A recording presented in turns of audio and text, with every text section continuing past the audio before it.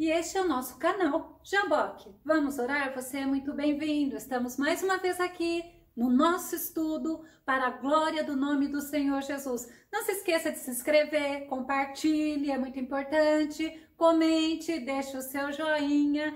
E hoje nós vamos estar falando sobre um homem que teve um grande chamado. Foi escolhido para ser profeta, para ser atalaia e viveu em sua própria pele o que Deus queria transmitir para o seu povo. Vamos ver quem ele é? Após a vinheta.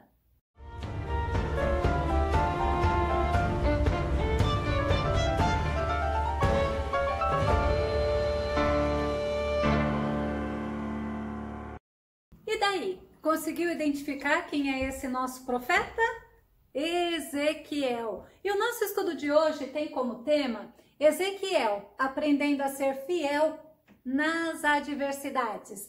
O nosso texto base fica em Eclesiastes, capítulo 9, verso 1 e 2. Sim, refleti sobre todos esses temas e cheguei à conclusão de que os justos e os sábios e as obras de suas mãos estão sob o controle total de Deus. É uma reflexão do nosso rei Salomão, muito interessante. Mas vamos ver o que Ezequiel tem para nos ensinar neste estudo. Ezequiel foi um dos profetas principais do Antigo Testamento. O seu nome significa Deus fortalece ou Deus torna forte. Que lindo! Ele foi exilado na Babilônia junto com os cativos de Judá, mas mesmo assim ainda ficou um restinho lá em Judá. E lá na Babilônia, ele foi usado por Deus, sabe para quê? Para profetizar a um povo rebelde, a um povo exilado e um povo que não era fácil. Mesmo ele não sendo profeta por ser filho de sacerdote lá em Jerusalém, mesmo ele sendo levado cativo para a Babilônia, os planos de Deus, ninguém frustra. Sabe por quê? Porque a intervenção do homem não é suficiente para impedir o agir de Deus. Ao contrário, muitas das vezes, a intervenção de um homem só serve para que o nome de Deus seja glorificado. E nós vamos ver que Daniel, lá no palácio da Babilônia, Jeremias, lá em Judá, Jeremias não tinha sido deportado, e Ezequiel, entre os cativos da Babilônia, eram contemporâneos, cada um fazendo a obra que Deus tinha colocado em suas mãos. Ezequiel, ele teve uma visão muito tremenda. Ele passou por muitas provações, ele passou por muitas dificuldades, mas ele não desistiu. Que homem extraordinário, não é mesmo? Você sabia que ele era incompreendido por seus compatriotas? Mas mesmo assim, ele permaneceu fiel a Deus. Ele fazia exatamente o que Deus mandava ele fazer. Foi fácil? Não, não foi fácil. Vamos ver algumas das adversidades que ele viveu justamente por causa da fidelidade a Deus? Primeiro, ele foi levado cativo para a Babilônia, aproximadamente com 25 anos de idade. Ezequiel, ele era filho de sacerdote. Vamos ver Ezequiel 1 e 3, que diz assim: veio expressamente a palavra do Senhor a Ezequiel, filho de Buzi, o sacerdote. Então nós vimos que Ezequiel, ele era filho de sacerdote. Ele tinha um sacerdócio lá em Jerusalém, mas como ele foi levado cativo, não foi no comum, não foi como deveria ser se não tivesse tido uma intervenção de Deus. Mas logo, longe do templo lá de Jerusalém, Deus trabalhou nesse sentido e aproximadamente quando ele tinha 30 anos de idade, começou o ministério dele. Mas aonde? Lá no cativeiro da Babilônia. Ezequiel, ele tinha que ter 30 anos para assumir um sacerdócio. Mas ao invés de sacerdócio, ele foi profeta. Vamos acompanhar Números, capítulo 4, verso 3, que diz assim: todos os homens de 30 a 50 anos que devem fazer o serviço militar e que realizarão suas funções na tenda do encontro. É interessante que você pode observar que existia uma idade para o homem ser considerado de maior. Quer ver um exemplo legal? Vamos olhar em Lucas, no capítulo 3, verso 23, que diz assim: Jesus tinha cerca de 30 anos de idade quando ele iniciou seu ministério. Então, tudo nos leva a imaginar que ele tinha 30 anos quando Deus o chamou para ser profeta. E ele foi viver junto ao rio Quebar. Possivelmente, lá no rio Quebar, ele amassava barro para fazer tijolos, segundo os historiadores. Ezequiel, no capítulo 1, verso 1, a parte B, diz assim, que estando eu no meio dos cativos, junto ao rio Quebar, algo aconteceu que nós vamos ver posteriormente. Sabe o que significa Quebar? O maior, lá naquele rio da Babilônia. Deus deu a Ezequiel muitas visões. Justamente diz no capítulo 1, no verso 1, e ele teve muitas visões de Deus. E lá no cativeiro aconteceu algo muito triste, que nós vamos ver justamente em Ezequiel, no capítulo 24, verso 15 a 18. Olha que situação a de Ezequiel. Vamos ler? De novo, veio a mim a palavra do Senhor. Homem mortal, vou tirar-te a tua mulher, que é o teu encanto. Morrerá de repente, mas não deverás mostrar pesar algum. Não chores. Não deixes que te corram as lágrimas. Poderás lamentar-te, mas só em silêncio. Não deixes que haja gemidos à beira da sepultura. Não andes de cabeça destapada nem descalço. Não aceites ofertas de comida que os amigos te possam trazer em sinal de simpatia. Disse estas palavras de manhã ao povo, Ezequiel disse essas palavras de manhã ao povo, e pela tarde a esposa morreu. Na manhã seguinte, olha o que ele fez. Fiz tudo como o Senhor me disse. Que triste, não é mesmo? Ele perderia a bem-amada, a esposa, e Deus tinha dado um monte de restrições para ele. Ele não pôde fazer nenhum ritual fúnebre e ainda não pôde deixar as lágrimas rolar. Por quê? Porque isto simbolizaria o que aconteceria com os habitantes de Jerusalém. Da mesma forma. Mas Ezequiel, além dele perder a esposa, Deus trabalhava com ele, fazendo ele sentir na pele as profecias, como sinal vivo para aquele povo de Judá. E ele suportou grandes provações e terríveis sofrimentos.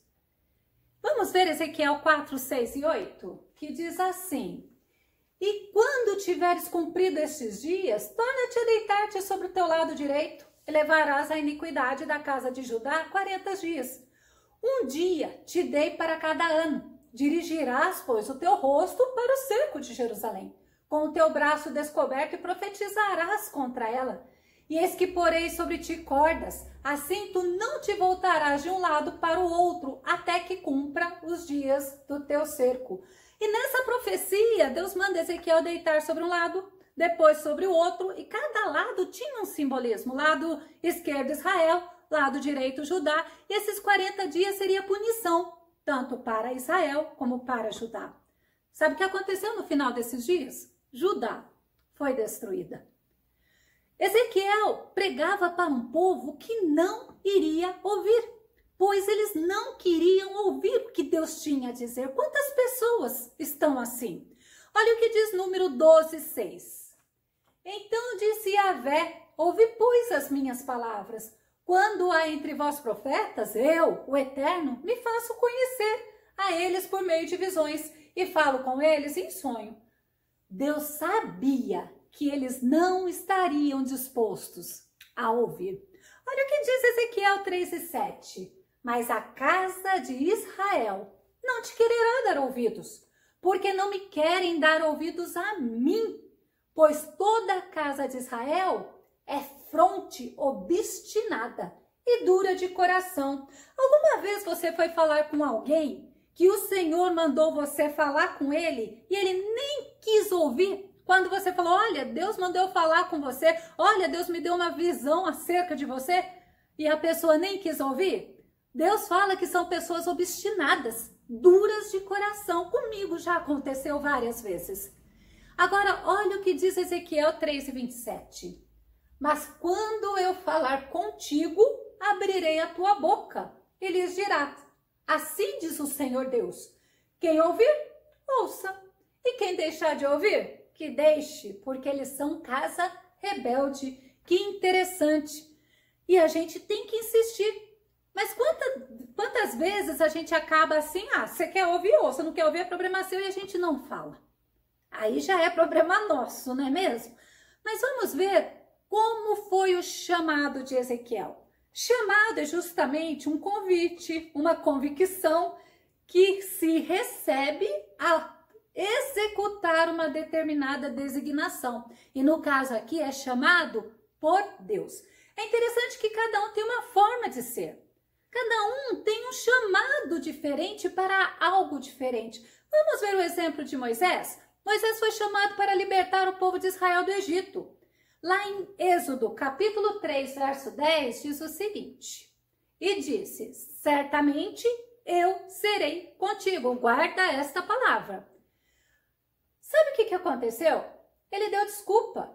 Moisés não aceitou prontamente, ele deu desculpa. Parece alguém que eu conheço, né? Ou que eu não conheço está me ouvindo nesse momento.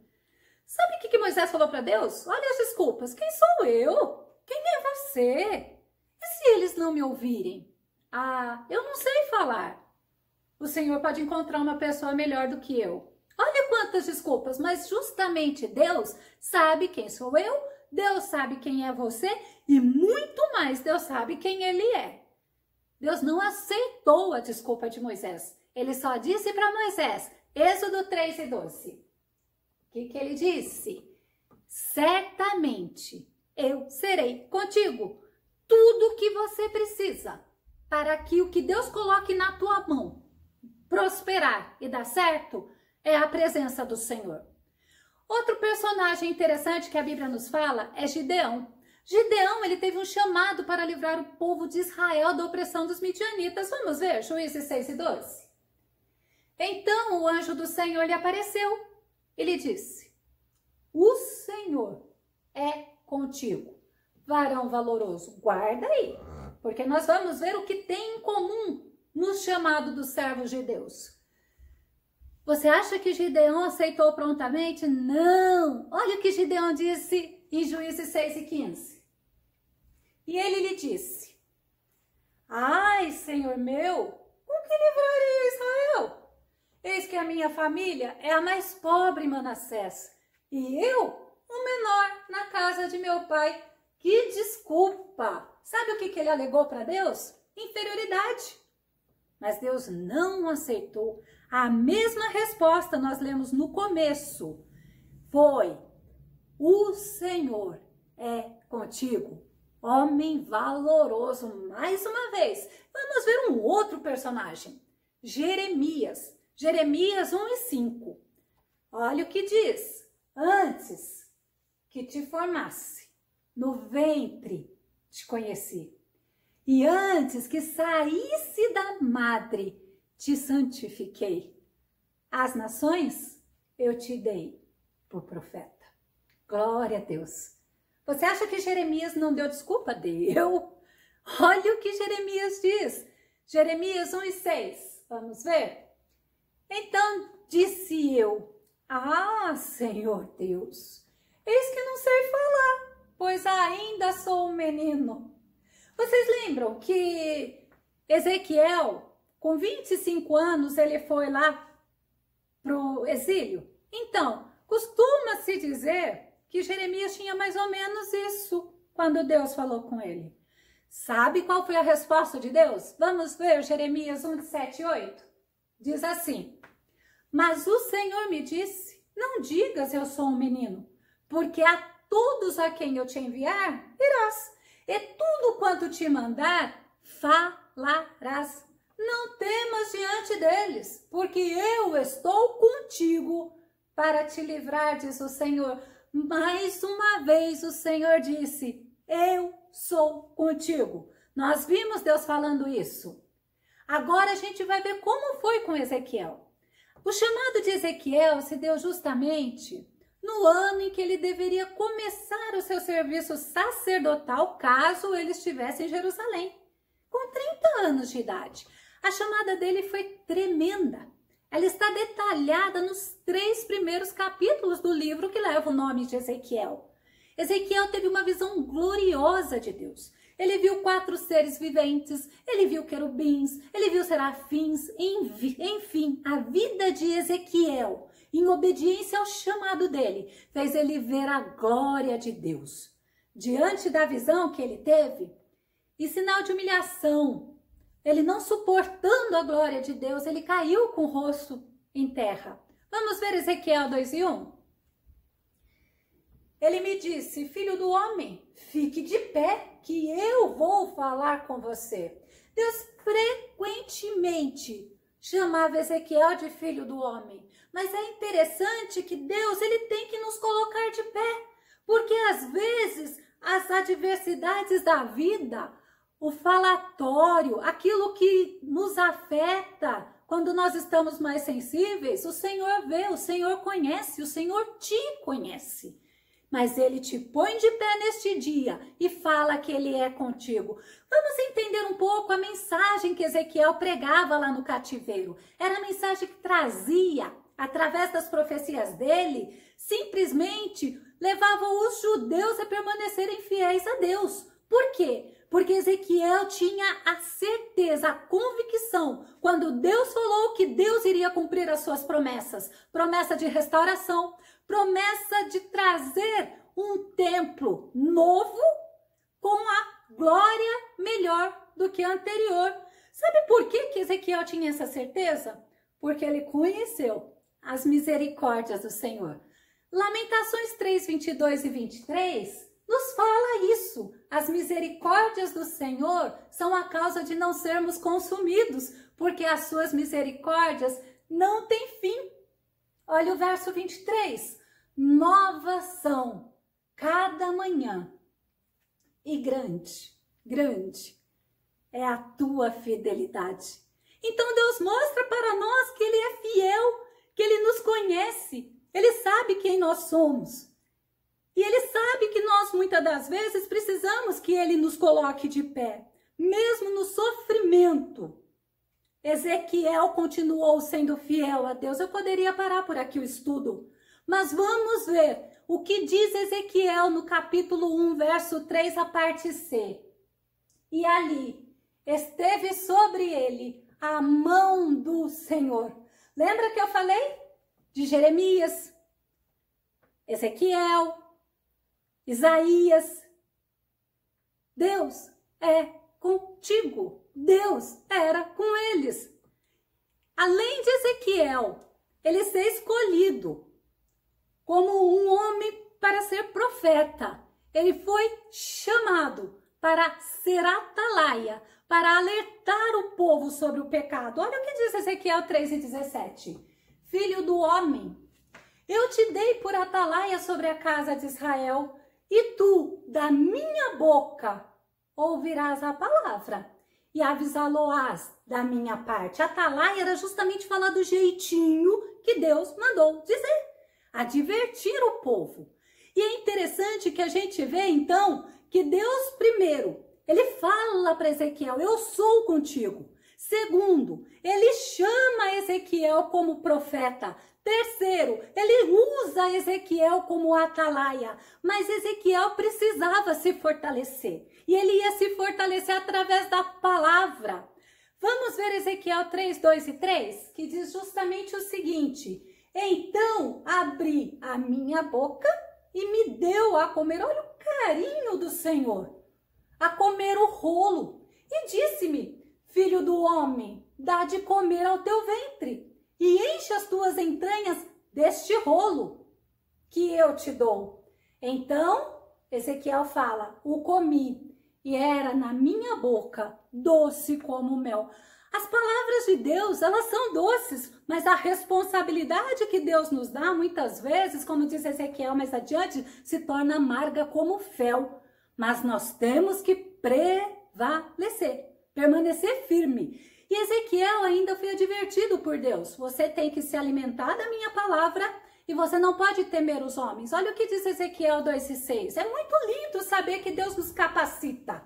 E fala assim: e tu, ó filho do homem, glória a Deus, não temas, nem temas as suas palavras, as palavras dos adversários, daqueles que não querem que você execute o que Deus colocou para você fazer. Ainda que estejam contigo, olha como Deus compara essas pessoas, sarças e espinhos, e tu habite entre escorpiões, não temas as suas palavras, nem te assustes com seus semblantes, porque são casa rebelde. Então nós temos que tomar cuidado e não agradar os homens, mas agradar a Deus. Olha como Deus os comparou, casa rebelde, escorpiões, sarças, espinhos, mas Deus ainda deu outra advertência para Ezequiel. Deus falou assim, ó, não te deixes ser rebelde, mas seja submisso. Glória a Deus. Olha o que diz Ezequiel 2:8. Mas tu, ó filho do homem, ouve o que eu te falo. Não sejas rebelde como a casa rebelde. Abra a tua boca e come o que eu te dou. Glória a Deus. Olha o que Deus fala. Eles são rebeldes, é problema deles. Não seja você rebelde. Toma cuidado, filho do homem. Como deveria Ezequiel estar atento à voz do Senhor. Mas Deus ainda fala outra coisa para Ezequiel. Ezequiel, não se desencoraje. Não permita a você, Ezequiel, perder o ânimo por causa da rejeição do povo. Deixe que eu te sustento. Que Deus tremendo. Vamos ver Ezequiel no capítulo 3, verso 12, que diz assim: e levantou-me o espírito, e ouvi por detrás de mim uma voz de grande estrondo que dizia: bendita seja a glória do Senhor, desde o seu lugar. É isso que Deus fala para você. Fique de pé na presença de Deus, porque Deus te sustenta na presença dos homens. Esse é o Deus que nós servimos. É interessante quando nós vamos aprender com o profeta Ezequiel. É um profeta que tem muita coisa a nos ensinar. Mas nós vimos aqui, nesse trecho, nesse pedaço, porque o estudo é muito longo, que mesmo na luta, nas adversidades, no luto que ele viveu, na infelicidade, Deus estava com ele. E a Bíblia fala que se creres, tu verás a glória de Deus. Mas para isso, você precisa deixar Deus te conduzir. Nós devemos ter em nós a palavra do Senhor, nos alimentar dela, meditarmos nela, não deixar que dificuldades desta vida, não deixar que todos os tropeços, esses espinhos, como a Bíblia fala, de homens que vão te rejeitar, que vão fazer cara feia, não se deixe desviar dos caminhos de Deus por causa disso.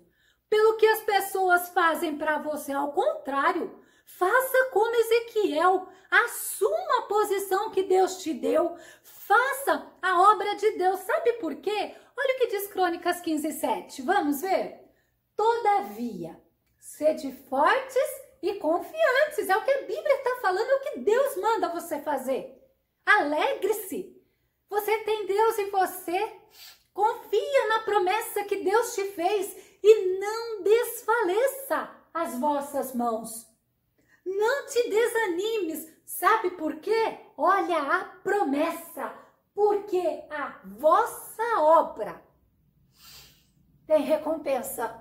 Eu tenho que respirar fundo, porque é grande e tremenda a promessa de Deus para aquele que faz a obra. Não desista. Como diz o salmista, tire a harpa do salgueiro. Não é tempo de parar, ao contrário, é tempo de fazer a obra. Não importa o que te tirou, não importa o que fizeram para você, não importa o teu sofrimento. Sabe por quê? Porque quando você deixa nas mãos do Senhor, Ele transforma tudo que foi maldição em bênção na tua vida. E que o nome do Senhor seja glorificado em ti. E que Deus te abençoe por mais uma vez estarmos aqui juntos, aprendendo da palavra de Deus, e que o teu Deus te reestruture e te dê graça para você continuar a fazer a obra. Muito obrigada e até mais o nosso próximo estudo no nosso canal Jaboque. Vamos orar?